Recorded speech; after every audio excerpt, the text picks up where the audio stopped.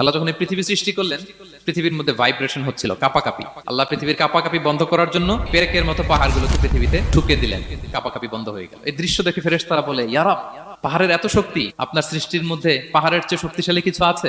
আল্লাহ বললেন আছে। সেটা কি? আল্লাহ বললেন সেটা লোহা, কারণ লোহা দিয়ে পাহাড় কাটা যায়, ঠিক কিনা? লোহার কথা শুনে ফেরেশতারা অবাক। ফেরেশতারা প্রশ্ন, তাহলে আপনার সৃষ্টির মধ্যে লোহার চেয়ে শক্তিশালী কিছু আছে? আল্লাহ বললেন আছে। কি সেটা? আন্নার, আগুন। কারণ আগুন লোহাকে কি করে? গলিয়ে ফেলে। ফেরেশতারা শুধু অবাকই হচ্ছে। ফেরেশতারা বলে, আগুনের চেয়ে শক্তিশালী কিছু আছে? আল্লাহ বলে আছে, আলমা, পানি। কারণ আগুনে দাউ দাউ করে জ্বলে ওঠা আগুনের মধ্যে পানি দিলে আগুন অস্তিত্ব হারায়।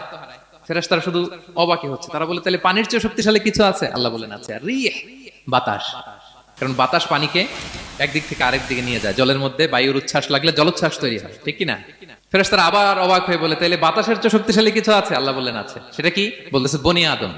ওই মানুষ শক্তিশালী যে গোপনে দান করে।